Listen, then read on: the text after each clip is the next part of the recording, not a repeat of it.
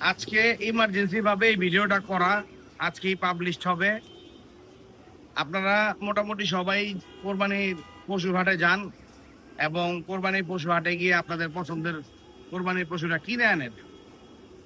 এটার মধ্যে আমাদের কবুতরের সাথে সম্পর্ক কি? বিগত 3 বছর যাবত আমি কোরবানি ঈদের দিন থেকে আমার লোফটে ভাইরাসের আগমন দেখতেছি। যে কোনো একটা অসুখ কবুতরের লাগে। সাইন্টিফিক কি বলে আমি জানি না, কিন্তু আমি কি বলি এটা শুনেন। কারণ সাইন্টিফিক হিসাব করতে গেলে অনেক হিসাবে আপনি মিলাইতে পারবেন না, আবার অনেক হিসাব আপনার মিলে যাবে। আমি প্রতিবারই কবুতরকে গরু আনার পর আয়সা খাওয়াইতাম গোসল না করে। এতে করে ঈদের দিন থেকে আমার বা ঈদের পরের দিন থেকে আমার কবুতর একটা এফেক্ট শুরু হইতো।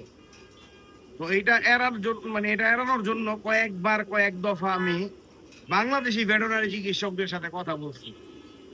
কিছু অনাকাঙ্ক্ষিত ভাইরাস গরুর সাথে চলে আসে আমাদের পায়ের সাথে, হাতের সাথে, অথবা বডিতে যে কাপড় থাকে কাপড়ের সাথে। এটা এড়ানোর জন্য মাস্ট আপনারা গরুর হাট থেকে এসে কাপড় চোপড় ফেলে তারপর গোসল করে ছাদে আসবেন, তার আগে না। এই যে কবুতর গুলা দেখছেন, এগুলো একটা রেসিং কবুতর, এগুলা যেন যেন কবুতর না। এগুলার বায়োসিকিউরিটিটা অনেক বেশি থাকে।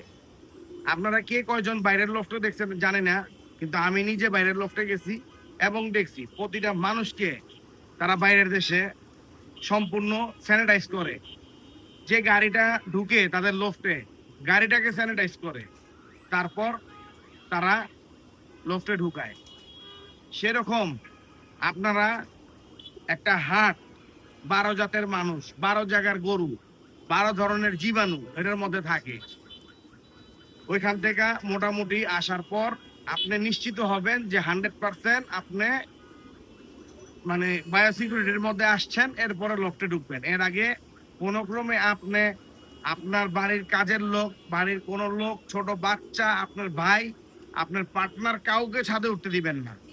ডাইরেক্ট হাট থেকে এসে ছাদে উঠতে দিবেন না। দিবেন তো ওই যে বিগত 3 বছর বললাম, এই জিনিসটা আপনাদের কারো হয়তো বা জানা নাই বা জানা ছিল না, বা কেউ হয়তো বা ইউটিউবে বলে নাই, বা কোনো সোশ্যাল মিডিয়াতে বলে নাই, বা এভাবে ব্যক্তিগতভাবেও কেউ বলে নাই। কিন্তু আমি এটা ফেস করছি। গত কোরবানি ঈদ আমার সবচেয়ে খারাপ গেছে। আমি দৌড়ের উপর আসছিলাম মেডিসিনের জন্য। এমকো পাই না, 4-in-1 পাই না, কোবেল পাই না, কিছুই পাই না। পরে যাই হোক, যেভাবেই হোক, একটা বাইরের থেকে আমি মেডিসিন ইমার্জেন্সি ভাবে আমার এক রিলেটিভ ছিল, তার মাধ্যমে আনায়া তারপর কবুতরকে সুস্থ করি। কিন্তু এইবার যাতে এটা না হয়, এই জন্য আপনাদের কাছে আমার একটা এই বলার যে আপনারা সিকিউরিটি নিশ্চিত করে তারপর আপনারা ছাদে উঠবেন। কারণ এই কোরবানি আমাদের সাথে, আমাদের জীবনের সাথে, মুসলিমের সাথে, মুসলিম উম্মার সাথে খুবই ভালোভাবে জড়িত। এটাকে ছাড়া আমাদের জীবন চলা অসম্ভব। কিন্তু এটাকে নিয়েও আপনি লফটে আসতে পারবেন না। আপনাকে বারবার বলার তো আর কিছু নাই যে এখানে কত ধরনের কত কিছু থাকে। তাই অ্যালার্ট করা। আগামীকালকে ম্যাক্সিমাম মানুষ গরু কিনবে, চানরাইতে ম্যাক্সিমাম মানুষ গরু কিনবে, অথবা আপনারা গরু খাওয়াবেন। বাসায় যদি গরু খাওয়ানো, আপনি একটা কাজ করতে পারেন, আমি আপনাদেরকে ভাইঙা বইলা দেই। সকালবেলা ঘুমের থেকে উঠার পর ফ্রেশ একদম আপনি লফটে আসতেন, লফটের কাজ সাইড একবারে চলে যাবেন, আর আসা দরকার নাই। সারাদিন গরু টরু খাওয়ায় টাওয়ায় যা কমপ্লিট করে এসে গোসলটা করে ছাদে উঠবে, সোজা কথা। তারপরে আবার লাগলে রাত্রে গোসল করে আরেকবার ছাদে উঠলেন। এতে করে আপনার অনাকাঙ্ক্ষিত দুর্ঘটনার হাত থেকে আপনিই বাঁচবেন।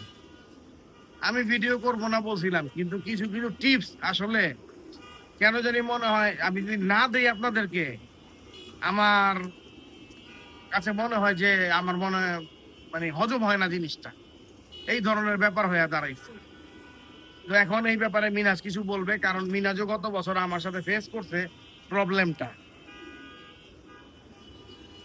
সবাই এই বিষয়ে সচেতন থাকা দরকার। বাইরের এলাকা থেকে আসতেছে গরু ছাগল, এগুলোর মধ্যে ভাইরাস ব্যাকটেরিয়া থাকেই। হাটে দেখা যায় আমরা হাঁটা চলার সময় আমাদের গায়ে নানান ভাবে গরুর লেজের ছিটা দেয়, নানান ভাবে আমাদের গায়ের মধ্যে জীবাণু আইসা পড়ে। সবাই চেষ্টা করবেন এই জিনিসটা ভাইয়া যেগুলো বললো এগুলা মেনটেন করতে, নিজেকে পরিষ্কার পরিচ্ছন্ন করে তারপরে ছাদে উঠবেন, লোফটে আসবেন। আর গতবার তো আমরা খুব খারাপ সিচুয়েশনের মধ্যে দিয়ে গেলাম। ঈদের আর মধ্যে দৌড়াদৌড়ি করছি অনেক। ঈদের মধ্যে দৌড়াদৌড়ি করেছি।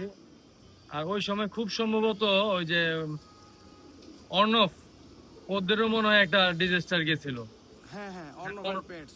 ওদেরও এই সমস্যাটা গিয়েছে। তো আমরা একটা ভিডিও দেখেছি, বেচারার ময়ূরের যে অবস্থা খারাপ। যাই হোক, সবাই চেষ্টা করবেন আপনার প্রিয় কবুতর হোক বা গিরুবাজ কবুতর পালে যারা আছেন আমাদের ভিডিও দেখেন, তারাও চেষ্টা করবেন। সবার জন্যই উদ্দেশ্য করে এটা বলা, হাঁস মুরগি যার যা আছে চেষ্টা করবেন হাইজিন মেনটেন করার।